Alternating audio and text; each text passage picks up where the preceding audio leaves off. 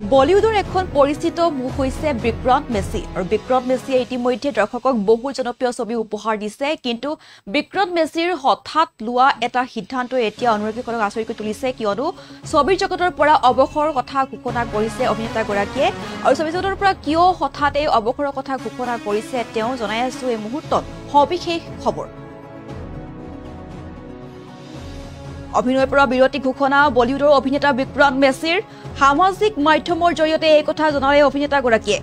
আৰু বহু জনপ্ৰিয় চলচ্চিত্ৰত কাম কৰিছিল অভিনেতাগৰাকীয়ে 12 ফেল সেক্টৰ 36 লাভ হোষ্টেলৰ দৰে জনপ্ৰিয় ছবিত কাম কৰিছিল অভিনেতাগৰাকীয়ে আৰু 2025ত শেষৰ বাবে তেওঁক দেখিবলৈ পোৱা যাব ছবিত সামাজিক মাধ্যমৰ জৰিয়তে অভিনয়ৰ পৰা অৱসৰৰ কথা ঘোষণা কৰে বিক্ৰম মেছীয়ে আৰু পৰিয়ালৰ প্ৰতি থকা দায়িত্ব পালনৰ বাবে অভিনয়ৰ পৰা বিৰতি লোৱা কথা ঘোষণা কৰে অভিনেতাগৰাকীয়ে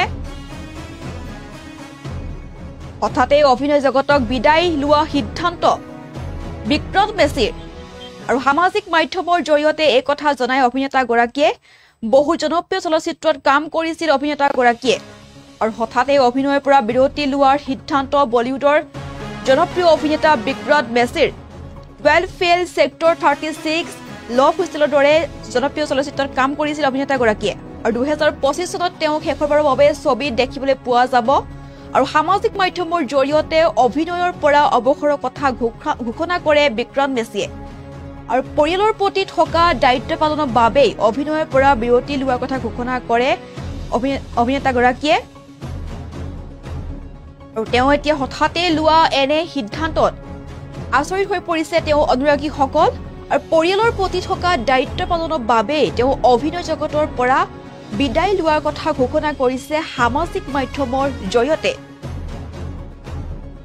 বহু জনপ্ৰিয় ছবিত অভিনয় কৰিছিল অভিনেতাগৰাকীয়ে আৰু বিশেষকৈ 12 ফেলৰ জৰিয়তে দৰ্শকৰ পৰা বিশেষ সমাদৰ লাভ কৰিবলৈ সক্ষম হৈছিল অভিনেতাগৰাকীয়ে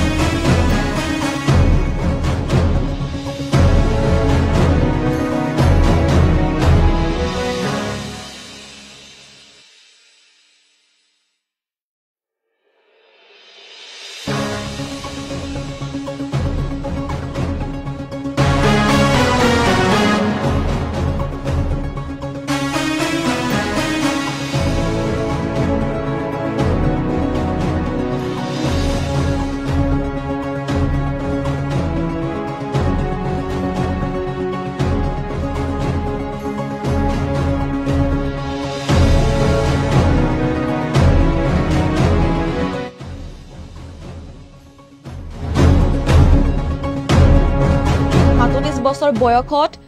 ছবি জগতৰ পৰা অৱসৰৰ কথা ঘোষণা কৰিছে অভিনেতাগৰাকীয়ে শেহতীয়া ছবি তেওঁ সাবৰমতীৰ জৰিয়তে তেওঁ দৰ্শকৰ পৰা বিশেষ সমাদৰ লাভ কৰিছিল আৰু 12 ফেলৰ জৰিয়তে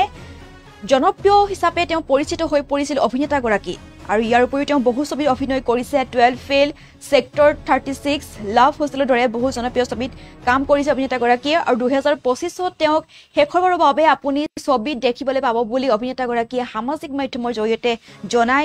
এই কথা আৰু পৰিয়ালৰ প্ৰতি থকা তেওঁ দায়িত্ব পালনৰ বাবে অভিনয়ৰ পৰা বিৰতি লোৱাৰ কথা ঘোষণা কৰে অভিনেতাগৰাকীয়ে দৰ্শকক এখনৰ পিছত আন এখন জনপ্ৰিয় ছবি উপহাৰ হিচাপে দি অহা বিক্ৰম মেছীয়ে হঠাতে সামাজিক মাধ্যমৰ জৰিয়তে ছবি জগতৰ পৰা অৱসৰৰ কথা ঘোষণা কৰে